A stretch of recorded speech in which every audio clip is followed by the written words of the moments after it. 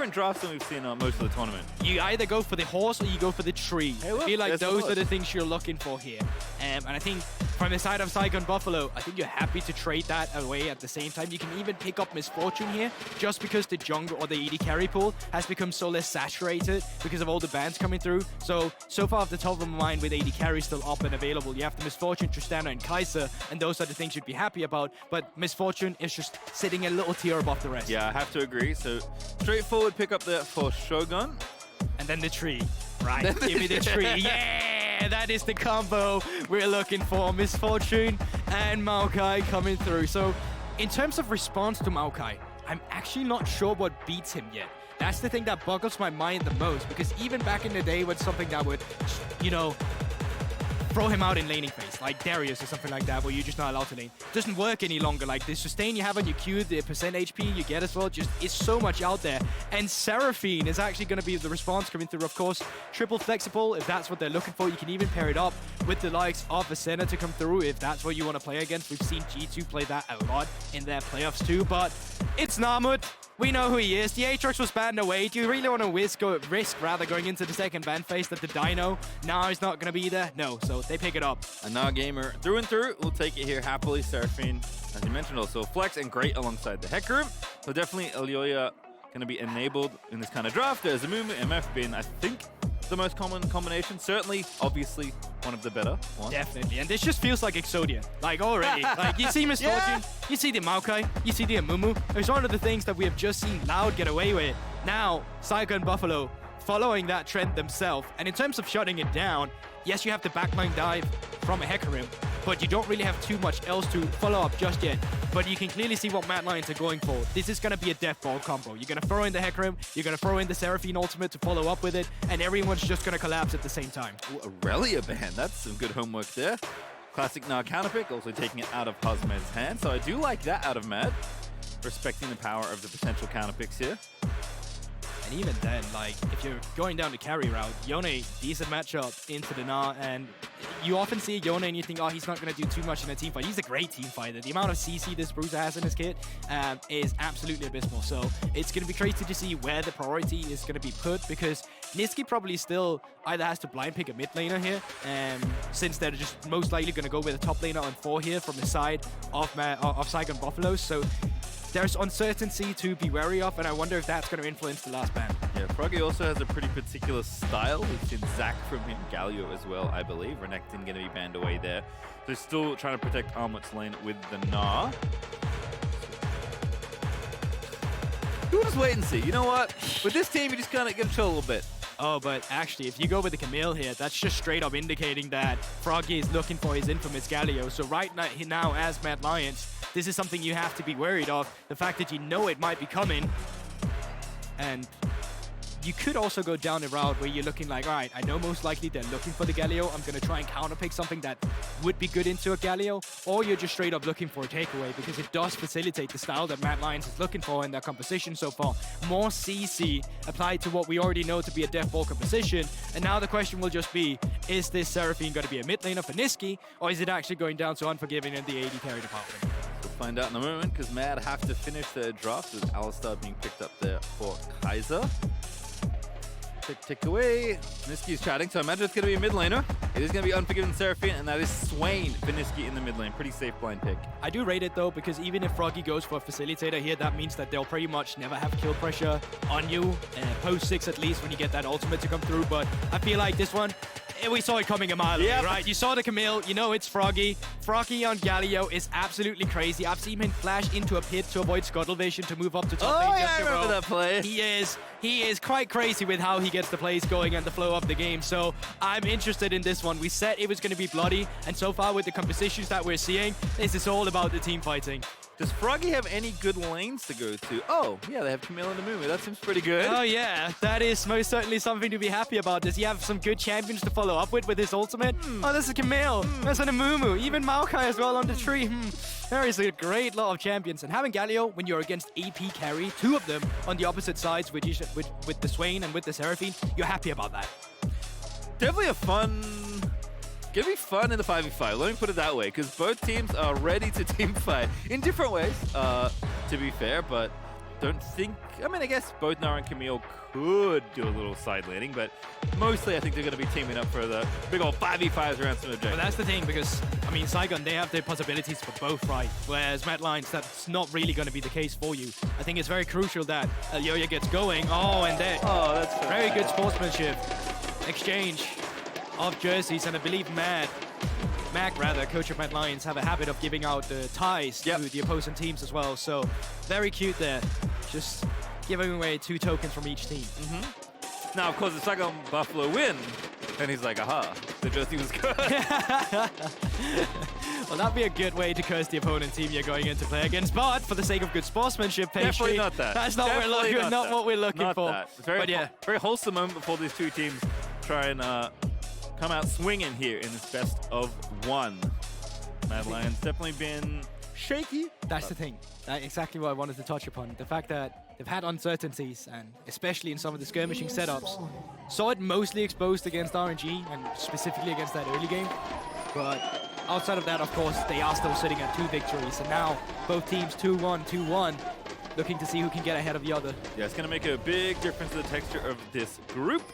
So obviously a pretty important game for both of these teams. Having a quick squiz at the runes. Nothing really jumping out to me. Looks pretty standard from sides here. You see, of course, Eri with Unforgiven. And all of it is going to be layered in the CDI apartment as well with that Transcendence. That's usually what you want to do with the Seraphine as well. You go into Leandro. Oh, we've not had one yet. We had to have it happen. At least it's on the second game, and it's not Fnatic. That's true. There's still an EG game later. There is still an EG. That's true. We'll see what happens there. We'll just vibe for a little bit here. Yeah. I saw a ward in Mad Lions. Yeah, I saw Taki get a little aggressive, actually. Oh, yeah? Yeah, seeing if they could look for something, but he went back out quite quickly, so I don't think he's going to be too fussed about anything. They're looking over. Just like they're looking over to blame someone. Did they spill water? Look at this. Nisqy, the true facilitator. He is helping his teammate. He's like, you know what? I've been there. I've ult-tabbed out of the game accidentally. Don't worry, I got you. And this is, I mean... Nisqy's he's a veteran. Very experienced. They're talking to each other here. They're helping to resolve the issue at least. There's also a ref behind them, so they're helping too. Don't worry. I guess they do something too, yeah. Whatever's happening, I'm sure they're getting it resolved. I don't have an update just yet. When I do, chat, I will pass it on to you. Once again, we do not hide things from you. Don't despair. We're waiting for the game to start up again. And this is where I miss Jojo the Eagle. Just to keep me company. Something to have fun with.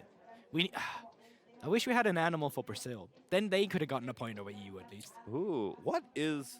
I'm going to bet... I don't know what Brazil's like national animal is. I'm going to bet it's like really cool. Yeah, I think so too. It's going to be great. Yeah. So if you want to, if you're out there, want to let me know. What's Australia's national the animal? Kangaroo, I think. Really? Yeah. Oh, okay. Probably. I mean, so the Australian coat of arms has a kangaroo on one side and an emu on the other. So those are our like big national animals. Oh yeah, okay. Definitely animals you don't want to meet in the wild world. I heard kangaroos, they just come up, they just want to box you. They're it depends on the breed of kangaroo. You get nice ones. Yeah. I mean, like, because I'm frightened by them. So some like they're cute when they're small. Yeah. When they're big and just jumping at you, that's menacing. There's different like breeds and stuff too. So some of them are really big. Yes. And some of them are like more normal size. I guess the emos are quite scary as well. They quite literally have red eyes. They are evil. Yeah. We don't like to talk about it too much, but we may have taken the L to a flock of avians back in the day. I have seen a video about the great emo. I have seen that. Don't bring it up! Okay, sorry. Maybe later for the Chiefs game? We'll see. Depends how they It's going to be on point. Emu Gaming going to be playing up against the Chiefs later. Yeah. This is a requirement in esports now. We are officially stating that each team has to have an animal involved in their name, and we are back into the game. We are certainly back in DD2. Saigon Buffalo Matt, just a little bit of a small bump in the road, and Froggy and Nisqy already at it at level 1. My goodness, they're onto Hasmed nice and early. This is good here. Late invade from Mad Lions. This is something we saw a lot from them earlier in the ADC, and also the fact that Nisqy gets a very good start to that mid lane as well, just forcing Froggy's HP away, and he's actually continuing with it. So Froggy not having the best of times here, getting stoned away from his own wave, so he's going to need jungle attention at some point. The problem is, his jungler is going to be needing attention too as Elyoya is taken away, and we have another one! Make it 2! How many are we ended up on today? There's 2 so far. Less than 5. Less than 5? Over and under. I'll take over then. Oh, you're cursing us, but that's fine. I mean, actually not, because that's the positive jinx. I guess that's If true. anything, you're cursing us. Uh-oh. Yeah. Well, anyways, where did we come from? So, back on Australian animals. Yes. So I believe the kangaroo and the emu are like general national representatives. Yeah. I think the platypus doesn't get enough respect. Platypus is a deadly animal. It's extremely deadly. Yes. Everyone's like, oh, the weird like duck thing is cute. I'm like, it is cute, but also they will truly end you. I read somewhere, and I don't know if it's true Okay. because it was a random place at the internet, but I read that getting stung by the platypus is one of the greatest pain in the world. Like, it's worse than pregnancy. Maybe it's I very. don't know if it's true. It's so they're very deadly. If anyone like, has been very stung by a deadly. platypus, please at me So- and let me know how it felt. So it doesn't happen very often, I think, because they're also very shy animals. Oh, They yeah. hide a lot. But if So it's for actually some the human's reason fault the most of the you time. want to mess Yeah. with this bizarre creation, do not do it. They will send you into the shadow realm. They are Right. so poisonous. Fair enough. Venomous, poisonous. I don't remember which one. I think venomous. Technically. Let that be a public service announcement for all of you out there. Yeah, don't do it. Platypus, adorable, but very shy and very deadly. I mean, you at least have cool animals. I think Denmark was a national animal. Is it a stork? Is it a swan? stork? That's I have kinda no cool. idea. I Listen, don't know. this is where I'm letting down a lot of my countrymen here, okay? Like, I wish I knew. I don't. It might be a swan. I'm not sure. That's a pretty cool natural animal, if so. They are deadly. They have... Really? Yeah, Oh, they're not deadly. They're Well, dangerous. yes. Very I The mean... teeth? Yes, the teeth. I think it might be swans. It might be a different animal, but they have teeth on their tongue. Which Ooh. is there's a bird that has that you don't actually know. So you don't want to mess with them. This turned into Animal what is it called? Animal Channel? Is that the Animal Planet? Yeah. Animal Planet? That's Animal the name. Channel's nice. I like that too. Yeah, I think I mixed it up with Discovery Channel. That's fine. It's what you get when you have two teams with animals playing against each other. That's Not true. much has been shown on the Rift just yet. That's all we have is lions and buffalo. Yeah. Give us what's your favorite animal? My favorite animal? Nah, yeah, I kind of also just wanted the viewers to just spam the little esports channel. I'm sure they need some content. Oh, too. yeah. Yeah, if you're out there in chat, spam your favorite animal in chat right now. Can we get a poll on the best animal at the tournament? At the It's quite a few. There are quite a few. The tree does not count, I'm assuming. Also, I have an update He's for a you. living being, but he does not count. Yeah. Yeah, not an animal. A plant. A living plant. An extra living plant. Old plant. Anyway, the update is there is an equipment swap happening. Copy I'm not that. sure who, but we'll get it swapped ASAP and then back in the game. Looks like Unforgiven. Perhaps his had some monitors yesterday. I'm not sure it's that. Maybe a mouse, Yeah. keyboard. That'd be a pretty bad malfunction, I think. Not being able to play with one of your peripherals Yeah. as a pro gamer doesn't seem like the best. We know he's playing Seraphine, but he still needs his equipment. That's true. Yes. We saw Yumi Harvard. If it was Yumi, maybe you'd be all right. Yes. Okay, I'm not gonna throw the Seraphine on the. For the record, I play a lot of that champion myself, so it's a self-burn. It's not just me trying to attack a group of Seraphine players. She's also very good. See, so if you had to pick up an enchanter, I refuse to play a lot of enchanters. Okay, But if but- I have to play an enchanter, I'll pick Seraphine because at least there's playmaking potential. Oh yeah. No, every time I see, I feel like every other game I see a Seraphine ult and I'm like, that seems quite powerful. It does. So the thing with Seraphine is that you want to play with flanks into her. That ultimate can only go one way. So if you're first on an objective and you force the enemy to go straight into you, most of the time you'll win that fight. But when you have a team composition like, well, let's say Saigon Buffalo's team composition, where the tree can come from the backline, the Camille can just get on top of your face with a Galio slamming down. Where to put that ultimate can be quite tricky, and that's going to be something to track as we're back into the game. Swap complete. We'll have to save my favorite animal for an upcoming pause. We'll keep you all waiting. For now, we are back. It is 2v2 in the bottom side. We see Froggy having some struggles in the early game. Swain Lightning pretty good against these short/melee range champions. With Froggy just going to have to chill as Nisqy misses a creep. But don't worry, I didn't see it, so it doesn't count. Sif Lightning, like the emo. But in terms of junglers as well, so far, Elyoya has just come back to his blue side. He's taken away the Raptors and the red buff, and it's going to be curious to see what BeanJ is going to be making his move afterwards. Armut about to transform. Hasmed trying to capitalize while the mini Gnar is still there, but Hyper going to proc deal a little bit of extra damage. Armut definitely knows his way around all these different matchups, even though he got counterpicked. Very comfy to be picking Gnar here blind. Yeah, and you can see now BeanJ has made his way into the red side jungle of MAD Lions, trying to get a few of these camps back. I do believe it's spotted by the ward that Nisqy had earlier, and you can see the movement now, like vultures, coming in on MAD Lions.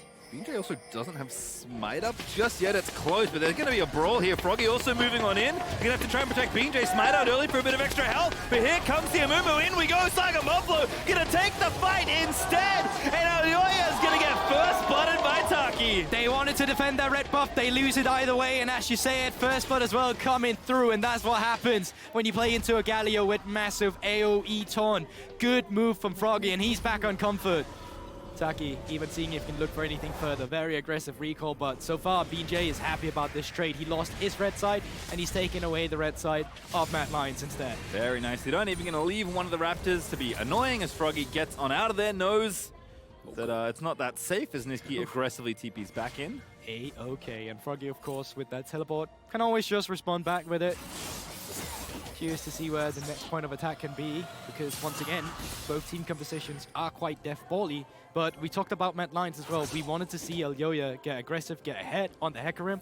So already seeing one death on him, super nice if you're rooting for the Saigon Buffalo. Yeah, we haven't seen that much of this yet, but you know, we've heard Inspired talk about Moakai in general. Like, Moakai jungle seems very powerful, but the obvious place to attack you is in the early game, right? Like, if you have a super aggressive jungle and you get invaded 24/7, you're gonna have a bad time.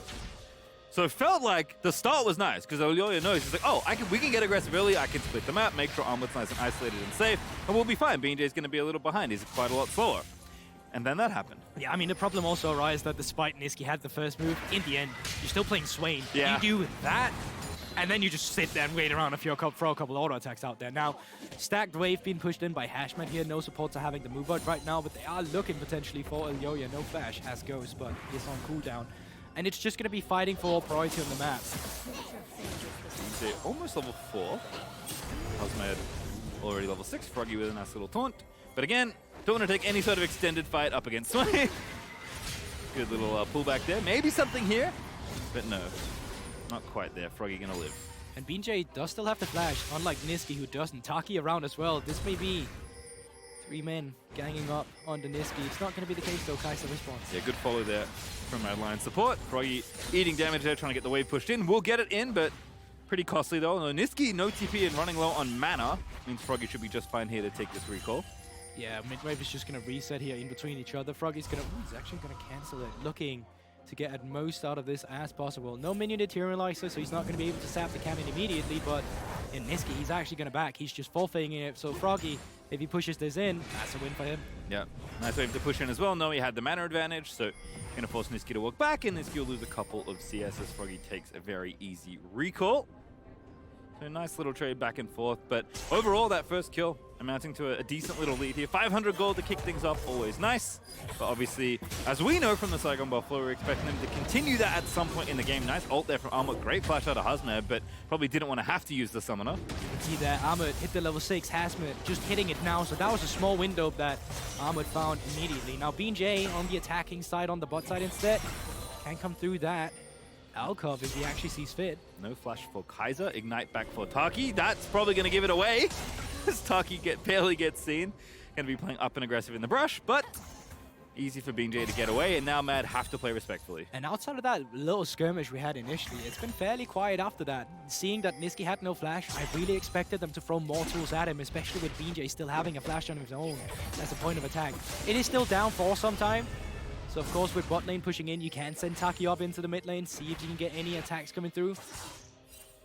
So far it's about the top lane. Froggy 6 as well, so if he can get out and infect the lane, that'll be nice. Here, Elyoya going to be spotted by BeanJ. Sapling doing a ton of work there as Froggy fades towards the top side to threaten. MAD know they can't really pull the trigger when Froggy's in the area.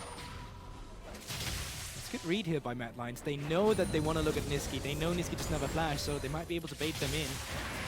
Taki sticking around. Kaiser using the Hex Flash, going to be spotted. A bit aggressive there from Froggy, pulls himself out of the way, going to be alright.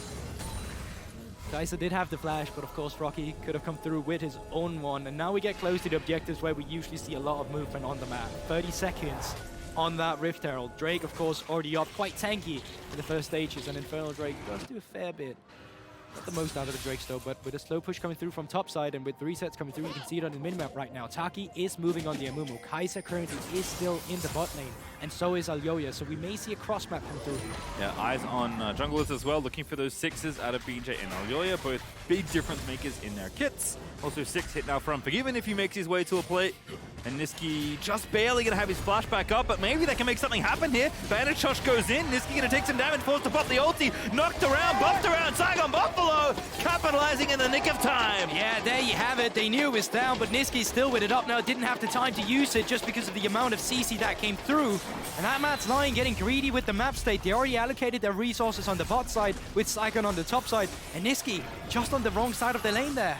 Instantly buys the Merc Treads that he was already going to buy. Yeah. But makes sense when you see the CC chain that Saigon Buffalo just dished out. Rift-Herald for their trouble as well. Nice little play there. This should boost them actually pretty significantly in gold. Before the Herald charges, they're already 1,400 gold ahead. Yeah, look at the movement here. If they can get out of this situation in the mid lane, they can move all of it up towards the top side. Ooh, nice ulti there at Unforgiven. Good aim. Taki in trouble on the level 5, but here comes Froggy on the other side. Now going to try away interference. Onslaught of Shadows through. So Galio trying to block there as BeanJ was a defensive Moakai ulti, trying to tie them up for a bit longer. Armut also rounds here, ready with the Gnar, hops on over. Q lands there for the slow. Froggy going to have to be sacrificed. And Saigon Buffalo get one back. Elyoya was too low to try and continue, but BeanJ now knocked around, and that's a kill for Nisqy getting some revenge. Yeah, we call that a bouncy castle, but in the end, 2 for 1 and double kill over to the side of Nisqy. Even under that exchange, Unforgiven forced to teleport down towards the bot side as Shogun was picking up some plays for himself. But Mad Lions happy about that exchange. They could have lost a lot more on the map had they not found the pick there, because as we already said, Slowbush was coming through on top side. Having that Galio with a Camille and Rift-Herald, Armut would have just been forced to forfeit the top lane. Yeah, so that gold lead I mentioned, about 1,400, cut down to only 500, but there is still gold to be mined from the turret plates, and Taki is now level 6, so I don't expect the place to slow down, but this was a very nice job by Man, even though Saigon had this first pick. Yeah, so you can see they stick around to just get that support stack on towards the cannon. I get it. You want it so you can get the wards. And you also want that extra gold, but great ultimate from Unforgiven to come through, and despite Froggy being there to dismantle some of the AP damage, it's just not going to be enough. Then you can say with Armut coming around, this is still looking very good, but Elyoya dashing forward as he is here might be a bit too much in terms of what you're getting. You could have definitely lived and let the rest of his teammates pick up the kills. In the end, Mad Lions super happy about with the exchange. Good aim on the skill shots there for Nisqy to grab kill number 2. Looks like Infernal Dragon's gonna go over here to Saigon Buffalo, so they will get both early objectives. You can see the Rift-Herald eye still there hanging out in BeanJ's trinket slot. They're still looking where that might go. Bottom lane feels like the obvious place, but still some time to make a decision there for Saigon Buffalo and make sure you get the gold event for yourself. But all said and done, we're even. Yeah, and I mean, both picking up the first Drake, picking up the first Herald, in terms of objectives, you can only be happy on the side of Saigon Buffalo. They still have the next move as well on the map, in the essence that they still have the Rift Herald, so it's going to be up to Mad Lions to play a bit reactive now, where the productivity kind of lies in Saigon Buffalo's favor here. Taking a quick look across the lanes. Hasmed struggling a little as far as CS goes. Did get that last kill, which is a bit of extra gold that will even things up, but about 20 CS up for Armut feels pretty good. Nisqy also grabbing 2 kills, feeling pretty comfy on the Swain.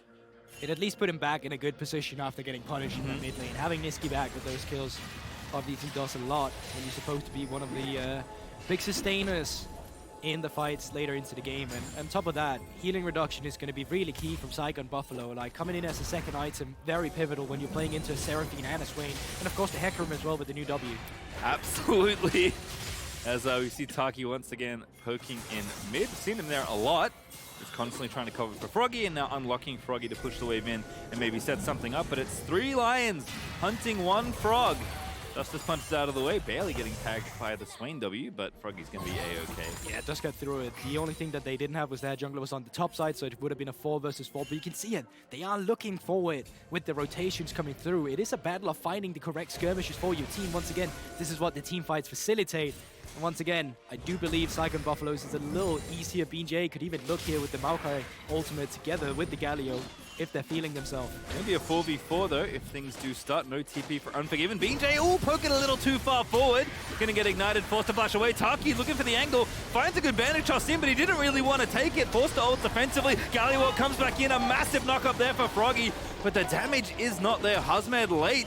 Now Shogun's here. Perhaps they can turn it around nice and late. Great flash for Armut to get out of the situation. And we're fine. We're totally fine. I love these skirmishes. I love Mad Lions versus this team. It's so good with Buffalo's aggression as well. And you can see it. They're looking for the skirmishes. But the only way they have to save their teammates as well is by diving in themselves. So you dive in on an overextension from BeanJ, flash out. Taki dives in, let me get out as well. Froggy gets in, has to get out immediately as well. It's just CC for CC, and even Elyoya's ultimate was used as a disengage and not an engage.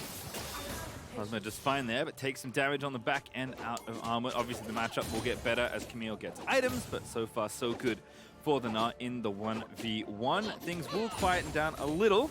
Again, lots of punches being thrown, but no big blows being landed despite all of the attempts as Elyoya here in the top lane. This looks like a coverage play, but you never know. They don't have a lot of vision. Plate is picked up by Armut. Here we go. Our coverage is to dive. Great Camille ulti, but I don't think it's gonna matter. Just brute force straight through the enemy tower. Great aim out of Armut for the kill. And there you have it. They get some plating on the top side as well. Initially, really good HEC ultimatum by Hasmed, but in the end, the amount of CC that was able to come through as a follow-up allows Mad Lions to get aggressive and to get a gold lead themselves with the amount of gold plating they're picking up. Movements are coming through from Froggy, but this is just going to be to pick up the CS, and on the bot side instead, you can see it Unforgiven far back from the turret, but Shogun, he's not in a position to actually capitalize on it. Yeah, not there for the plates. Wave not in the right spot. Now going to get it pushing in as Froggy going to stay in lane actually here for a little bit longer. TP mid actually. They're out of Hasmed, so just trading temporarily as Saigon are trying to overload this bottom side and get some gold back for themselves. Has to be careful though. Nisqy could be on the move out here, and yeah, with members coming back around the turret, Saigon, they have to forfeit the play. Good respect, but unfortunately not what they wanted out of the exchange. Still that first tower up for grabs. Bit of extra money there if you can get it. 3 plates apiece at the end of the day. So again, just good trading back and forth by both sides. Gold lead barely in favor of Mad Lions as I watch this dive again. Yeah, so the micro stuff, of course, is the fact that the HEC ultimatum comes through immediately. The unfortunate thing is that the flash and the E is not really synced up in the essence that it comes through with. So you can see he's gonna E and then try to flash out from the damage. But unfortunately, it's not going to be enough as well to avoid the boulder. And I do believe Red Smite was also taking on him at the same time. Yep. Can't really get out there. Froggy with another good taunt. Shogun roaming into mid lane here, trying to get some poke happening. But it looks like Herald is the reason everyone's here in the top side, Gulbo. And that's the thing, I was actually gonna say that Saigon's Buffalo's vision on the bot side is really good, but seeing as we're getting near the second Rift Herald, we kind of have to allocate it a lot on towards the top side instead. But that leaves open a weakness in the Drake that's also spawning in 10 seconds. So we're back into the conundrum for the two teams. Which of them are you gonna prioritize? We got the TP out of Unforgiven on Saigon Buffalo's side. BeanJ again in a dangerous turret spot in the river, but this time feels like your team's a bit closer, a bit more prio in mid as well. Gonna be a fight by the looks of things here. But Mad Lions starting off the objective, but again, every ulti ready here for Saigon Buffalo. They can pull the trigger very swiftly. Yeah, only one missing their flash is Armut as well, which of course is one thing for disengage, but also for the ultimate from the side of Saigon Buffalo, both Hasmed and BeanJ. But it's getting low now. Yeah, they pop the ulti. They're gonna try and get the steal. They get it. BeanJ now getting in there, but Hasmed's gonna dive on through. Froggy with the ulti over the top as Taki can't find his way in. Great disengage ulti there out of the Seraphine, and Unforgiven has taken out the Camille, but Saigon Buffalo gonna kill on the other side. Shogun still alive, going away with the ball time. Already popped it as Elyoya takes out Froggy, and Nisqy stands and delivers as BeanJ just has to dive in to peel for the AD. And there you have it, Mad Lions. They lose the objective, but they pick up the team fight. Saigon Buffalo gonna get a bit too aggressive and throw a bit too many tools in something that Armut is actually able to dodge out. You can see it with the bullet time coming through from Shogun. Despite being the HEC ultimatum, Armut was still able to jump out of the range before the Galio came flying, dying afterwards. I'm sure we'll have a look at it in the replay because that was a messy team fight as well. Yeah, tough to follow, so watch it once again and see exactly how it went down. So there you have it. Nice, easy and quiet. Rift Herald on the side of Mad Lions, and BeanJ, yeah, he just walks up and just straight up smites it. That's the Giga Chat as he is, that you can see it. Seen a few things come out from Moakai like that.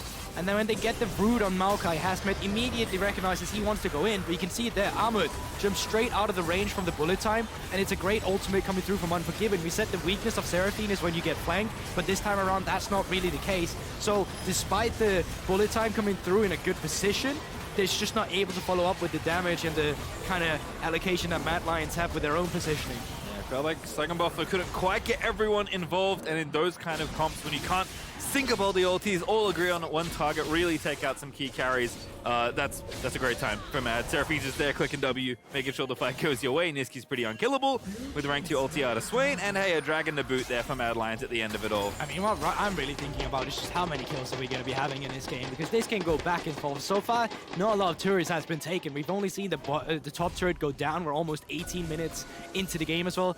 Rift Herald is in hand of BeanJ, but in terms of gold lead, that is on the side of MAD Lions. So both teams have way to kind of accelerate themselves and try to take down these turrets. Yep, second Herald gone, but now we can start looking at Dragon, maybe future Barons as far as where the next fight zones will be. We said it already, but for the most part, both these teams looking like they want to win through 5v5. So to your point, 8-4 right now, 12 kills through 18 minutes. That number is going to get up pretty high by the end of this one. So I knew on day one, at least the highest amount of kills we had in one game, I believe, was 34. We're still not on track to beat that just yet, but we'll get there. And for sure, production can always correct me in the teleprompter if that is not the case. But so far, in terms of the map state, we talked about MAD Lions, they have the gold lead, and it's so much easier to set up your push when you're the one with the items. Mid lane gets pushed in, Elyoya's in a position where he can be aggressive in the enemy's red side jungle, and you're just scavenging it, taking away the vision, taking away the camps, getting the neutral gold they can on the map. Yeah, double the Andrews there. Unforgiven even finishing the staff, has the transform almost through as well. We're feeling pretty good. But here comes the Rift Herald play we talked about from Saigon Buffalo. They did have this one available to him. Might not even have needed it in the mid lane as... Well, there you go. It was not needed, and they're probably not going to get a second charge. But either way, in the end, they pick up a mid lane turret, and they're going to be happy about it. Yeah, better than nothing here. Cutting the gold lead down a little from 3 to 2k or thereabouts. Also opening up space for them, which is going to be pretty critical, given that it looks like this game is going to come down to just big scraps for these objectives. Shogun with some good feet, dodging out of the way. Wants to try and keep this outer tower up for as long as he can. It's going to be interesting to see how MAD Lions is going to approach this 20-minute mark instead. They still have a bot lane, which is decently low down to half HP with that turret. They have mid lane that continuously gets pushed in. And I think it's really just about setting up the vision for you to have a safe pathway to go back and forth and rotate the pressure around. Nisqy is on the top side. He has teleport as well if he needs to join for any team fight breaking out. And remember, Saigon Buffalo, despite not having map pressure, they still have damage in a team fight if they find a pig.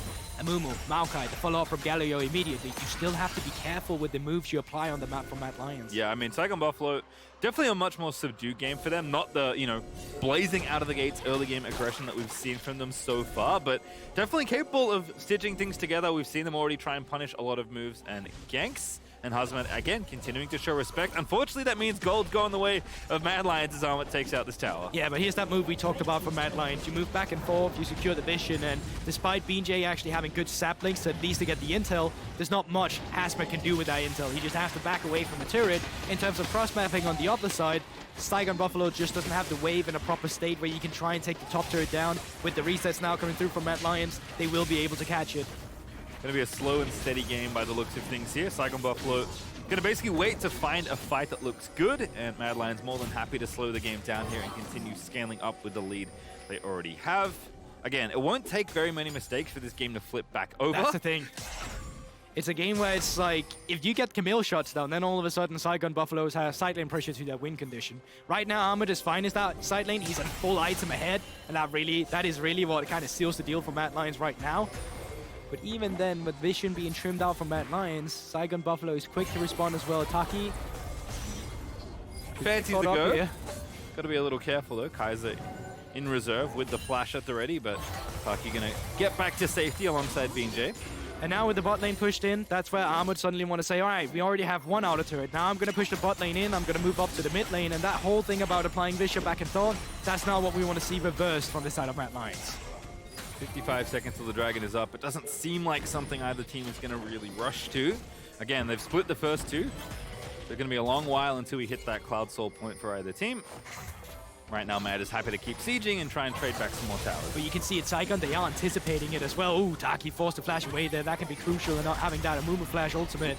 But Froggy is on the side, he's looking. Going in, Taki with a decent ulti, ball time over the top is good. Damage is there onto Kaiser, but they can't get the kill just yet. Hasmed trying to complete the play. They found Nisqy in the midst of it all, and Saigon Buffalo found a pick out of nowhere. And I can't believe that they actually get away with it. It looks so good for Mad Lions in the beginning with Nisqy and a stopwatch, but we talked about it. If you can get shot down on the Camille out of nowhere, maybe you can get some more silent pressure. 2 minutes later, what happens?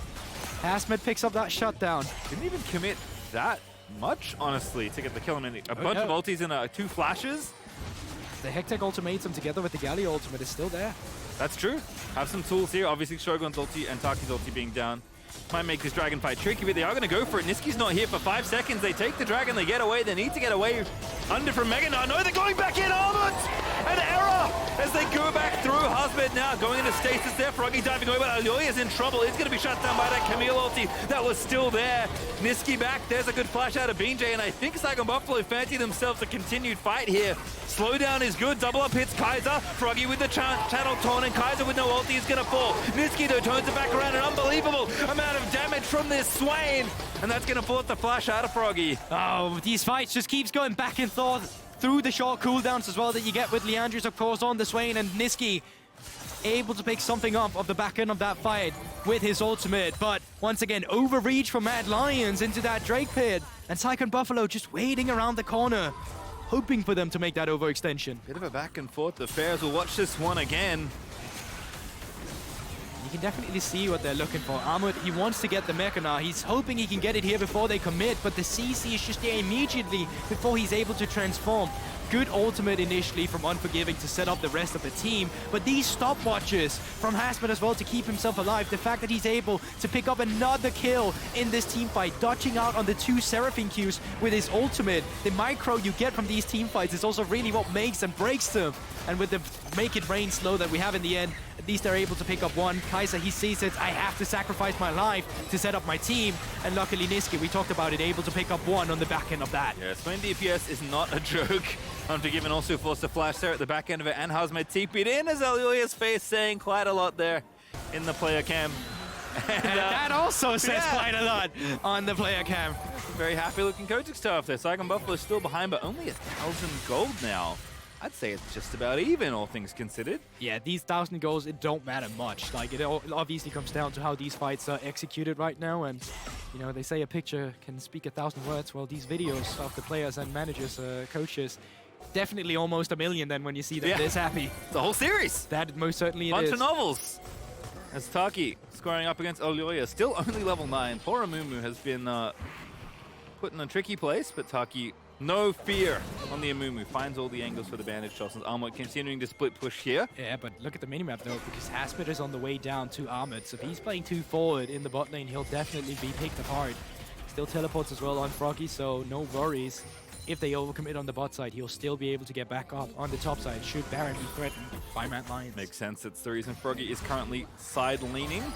Sonya's done for Nisqy as well, I can see, which is going to make a pretty big difference in the team fight, especially when there are this many divers on the enemy team. You can see it from Taki, just from the small movement he has. He's really feeling himself. He stutter steps up, just straight in range of that bandage touch, and kind of just forced him to say, go forward, I dare you. And it's this willingness to commit that's really been a strength from Saigon Buffalo, not just in this game, but in terms of their entire playstyle throughout the entire year, even going into MSI.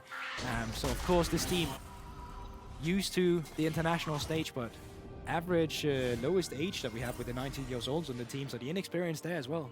And the thing about that to me, especially in this game, is how much discipline and patience they're willing to have in this game. We started with Zach mid and like way too many kills. That was the opening game. Oh yeah. Then we played standard draft, also too many kills because Shogun apparently can't stop killing people. This game against a very scary opponent in the Mad Lions, the favorites certainly in this matchup. Saigon Buffalo, like, we'll take the scaling team fight. We feel confident in our 5v5. We'll try and punish you where we can, but we don't have to rush against you. And it's We're interesting. just as good at you. It's so interesting when you look at the two comps, right? Because they both want to fight each other, but that doesn't mean that they're doing it all the time. Saigon picked up the first fight and said, you know what, that's great.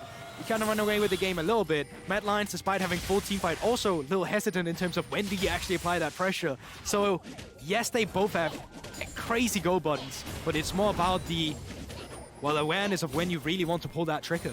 Yep, and also Froggy, you mentioned heel cut. There's Morello now done for the Galio.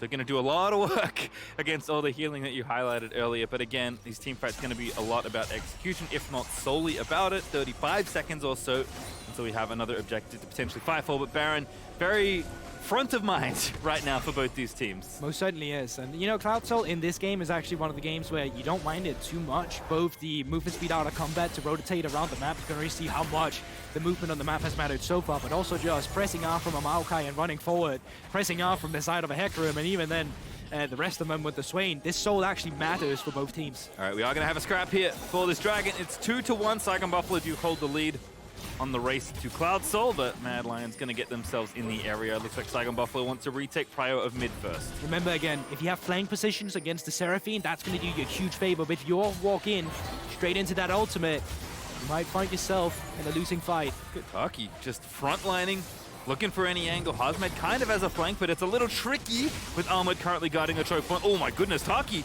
on a ward though. Spots the control, it has to go back. Good vision coverage by Mad Lions. Hasmed trying to come around where he's not actually spotted on vision. This is an amazing pit. Oh no, Taki! Barely missed the bandage shot, but they're going to commit anyway. Ball time goes out and Hasmed dives in, but now Froggy moving in. Here's phase 2 of the fight. Mad so far looking okay. BeanJ in the front line burning down, but he's not dead as Taki also low. Elyoya getting the kill. Mad Lions have found a way out. Saigon Buffalo couldn't quite sync up the engage, and Mad Lions will punish at least with 1 kill as they Elyoya with a ulti double kill. Held on to it for so long. Kill. And what could they might even look for Penta if he's feeling himself too much here, but still they get the mid lane turret here. Baron is up and available on the cards, and they're moving all of them up there. And a little bit of a nostalgia coming through here, seeing that fail of Drake fight and move up towards the Baron. We've already seen it one time this game, and this time around it's going to favor Mad Lions. Yeah, there should be an easy Baron for them as well. BeanJ dead. No one really here to contest. They are going to TP in. Shogun level 16, but doesn't have ulti. This Baron is getting burnt so quickly. Can't face check either. Froggy going in. No chance at all of a steal. Elyoya finds a smite, and Froggy finds himself caught out of position. Gonna add another kill. Almost an unofficial quadra. And we said it, the hesitation had been so good for Saigon Buffaloes in terms of when to commit and when to not.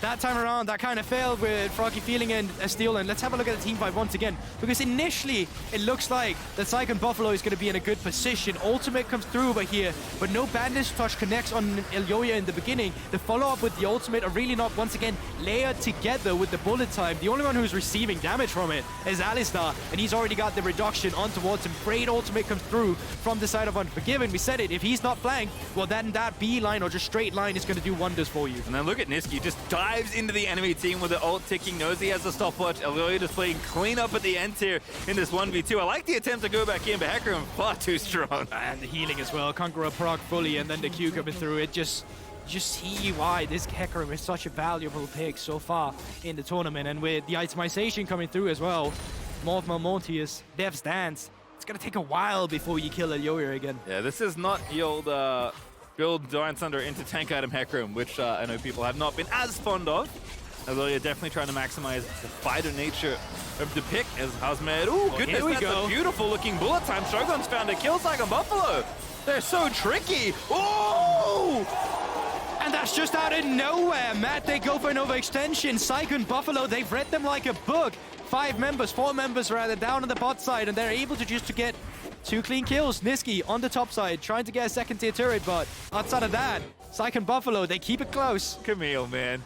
I just forget sometimes that second part of Precision Protocol's not okay every now and then. Just slicing through Elyoya, even mid-ulti. As the setup here onto Nisqy, pretty durable here. Nice little stopwatch to avoid the incoming stun. TP coming in, now you gotta run. Nisqy knows he's bought just enough time. He's got Rylai's, he's ticking away, he's got the ulti form, and Unforgiven gonna make this untenable for Froggy and friends. High MVP up there in the top lane. Nisqy 1 versus 2 on the Swain. Not had the best world so far actually, but in this game, KDA at least showing up, and despite his team taking 2 casualties on the bot side, shows up on the top side instead. Good thing too, has to maximize the Red Bull Baron where they've still got 40 seconds left. Kind of got stalled in the bottom half of the rift with Saigon Buffalo finding some picks, but gonna get a little bit more damage done here in the top side. Do Saigon Buffalo have another flank in them? Right now doesn't look like it, but not many waves of Baroned up creeps left. 3 Drakes on Saigon Buffalo, 1 minute 30 seconds for what would potentially be the soul for them, but it's not so much picking it up, it's finding the team fight around that Drake area that really nets you the win. You could even see it when, despite Mad Lions losing a Drake, they picked up the kills, they picked up the Baron, and that's really what matters. If you're the one walking away with a man advantage, You're the one who's going to dictate the play afterwards. Again, they know HEcarim is a target here. Hasmed is pretty powerful on this Camille. 3 items and a little bit of extra magic resist on top of it. Makes sense. Got to fight off this big old Swain and the death cap Seraphine. Unforgiven casually at 2-0 and 12, which kind of tells the story of how the team fights have gone. You said it. You flank Seraphine, she can be pretty useless if you can pick her off. The fact that Unforgiven hasn't died yet this game as these items tells a lot about how fights have been going for Mad Lions. Yeah, and there's a few champions where picking up Seraphine Brace afterwards, but the tier was a big no-no ever since that it was changed to ability haste instead of ability power. Seraphine, one of the few that absolutely loves that it turns into Seraph's Embrace that gives you that extra cooldown reduction. It's so potent with your passive, and the fact that you have ability haste on a shield that already have quite a big cooldown that you can lessen and actually fire off multiple times in a team fight, that's so big. And now coming through with the 4 fights and picking up that Banshees to keep himself even safer. Yeah, stopwatch as well in reserve, so gonna be real tough to find an angle onto Unforgiven, but Saigon Buffalo, if they want to pick a fight at this Dragon, which would be their soul if they can get it, they're gonna have to find the perfect engage. Now coming in here, Mad Lions does have their fronts warded. They're lacking some vision on the left side this time around if Taki wants to come through. Same setup as last time, Kaiser, aggressive. First one to go, finds the ulti, finds a decent little engage, but BeanJ again, very tanky. Defensive Moakai ulti burnt though, and MAD are just kicking them out of the river, trying to make sure they can take the Dragon armor. Wants the angle, Taki flashes in with the curse of Sam. Elyoya goes in, Shogun gets chumped up in a Seraphine ulti, but Unforgiven. He's on a killing spree, and they just don't have the damage. Nisqy finds the skill shot onto the enemy AD, and the Mad Lions Deathball takes over this game. And the healing is just disgusting in this fight. Look at the health bars that Mad Lions walk away with after that one. Hasmed still alive, but with these death timers, surely Mad Lions are looking to just end the game. They're scoring the wave, making sure Hasmed can take it. Yeah, Hasmed can get the next one, but that's not the one that matters right now. That little cannon creep and the rest of his buddies going down mid lane is more than enough for MAD to at least crack this inhibitor, where there is more they can get as well. It is 20 seconds on most of them. Taki the only one up in a few.